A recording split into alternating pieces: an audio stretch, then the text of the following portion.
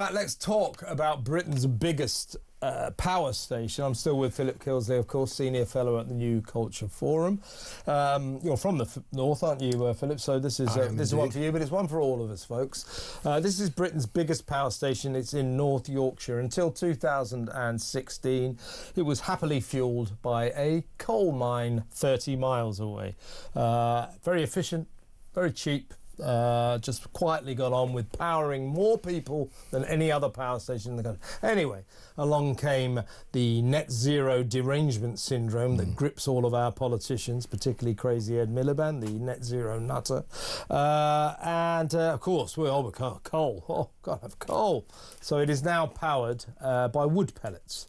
These wood pellets are felled from poor old forests in North America and Canada, and then shipped at great ecological expense all the way thousands of miles to Britain, whereupon they pour all these pellets into the power station. It then spews more carbon emissions than coal ever would into the air. So it is actually ecologically, in terms of pollution, much worse than it used to be on a number of levels.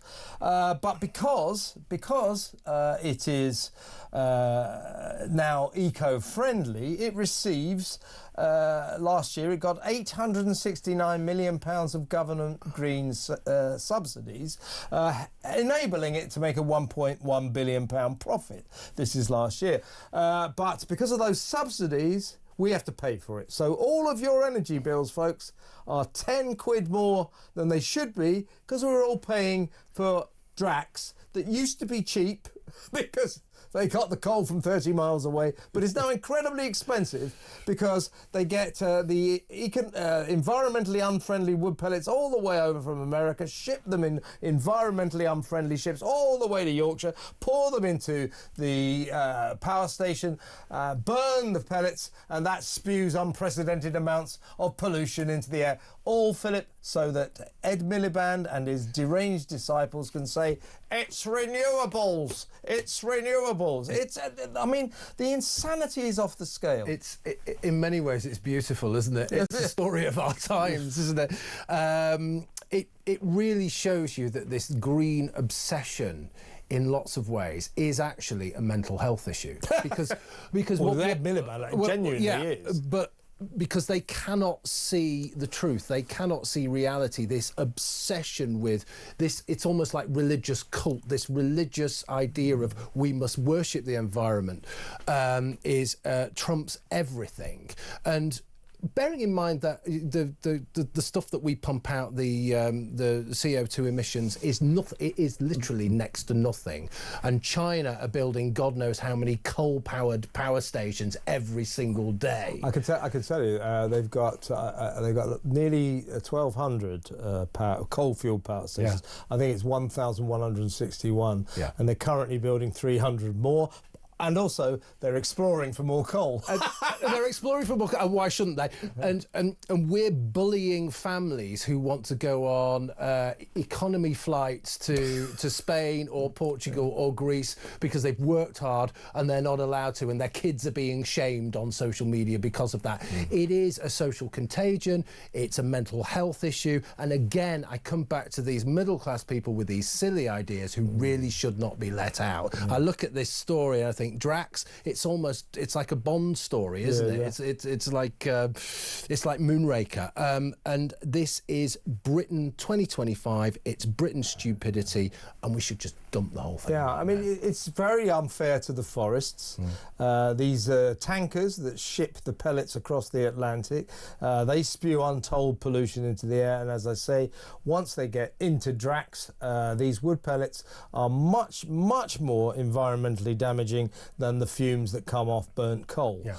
So on every level, this is far less ecologically friendly than it used to be, and you, me, all of you folks, we are paying what was it, 869 million pounds worth of subsidies to this power station because it's now green. In effect, Philip, this is just so the government Ed Miliband. And by the way, to be fair, 2016, of course, dates back to the Tories are just as bad on this claptrap, this green claptrap. It's just so the politicians can say this is a green power station that runs on renewables, because, of course, wood essentially is a renewable. Just for the language. That's what this madness is built on. It's the new obsession, it's the new insanity, and in many ways we just talked about the other story, which is about mass immigration and open borders. It's only now that people in power are beginning to think, oh my God, what can we do about it? Way after the plane has crashed into the mountain, way after the catastrophe. You know that in 10 years' time, people are going to be saying, oh, well, maybe we shouldn't be going over to America to get wooden pellets when we've got coal here, because that's the sensible thing to do. We just do the stupid thing over and over again, because it's the same people in power with the same ideas, foisting them on the rest of us who just don't want them. Yeah, I mean, did human beings used to be this stupid? No. Did you see the next COP 8 million or whatever, what is that, COP 30, 31, whatever it is, it's going to be in Brazil. So in order to get all of the private jet crew, because they'll all fly in on their private jets and then climb into gas-guzzling limousines, in order to get them from the airport to the venue for COP, whatever it is it 31? See, if I had an efficient production team, they'd be looking this up right now. Who cares as opposed to all sitting in there chatting among themselves. They will let me know in a minute. But COP 30, there you go. Thanks. Got there in the end. Seriously, COP 30. So what are they doing? So the airport it's difficult to get to the venue, so they are building a massive motorway through the Amazon rainforest, chopping down the Amazon rainforest to build a motorway so that the private jet crew can get into their limos and drive to the venue. It's just off the scale deranged. It's we the important people are allowed to do what we want because we're looking after the little people, and we will not only do what we want, but we will be grotesque in our largesse, because they really are. You know, they should be doing all of that stuff on Zoom. They should be leading by example, but of course they're not, because really this is about snobbery, isn't it? They are the elite, and they can do these things, and we're not allowed to. Yeah, absolutely. It's a middle class thing. I mean, a few weeks back with my football mates at Fulham, I'm a Fulham fan, as the audience are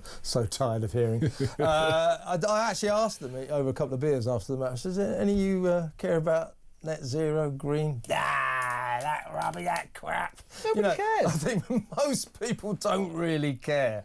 And I think history will look back at this phase and say, what on earth were governments doing? What was the world doing? Changing its entire economic structure on the basis of some kind of scientific theory that mankind is ruining the planet. We may or may not be contributing to climate change. Climate change has always happened. The worry is that anything we do won't make any difference. Certainly won't make any difference in Britain, considering we are responsible for less than 1% of the world's carbon emissions. So if we actually all started living in mud huts and went round on horse and carts, got rid of all our cars, electricity, everything, wouldn't make any difference at all. Meanwhile, China spews out 28% of the world's pollution. We are self-harming, and we don't need to. Thank you, Ed. Well, it's easier, as I say, to tell a family or tell individuals that they're not allowed to go on holiday, they're not allowed to, they're not allowed to enjoy themselves, they're not allowed to do anything. It's easier to do that than take on the Chinese Communist Party. So, of course, they don't take on the Chinese Communist Party. Absolutely. Do as we say, not as we do. Exactly. The elites are allowed to pollute the planet, but we're not.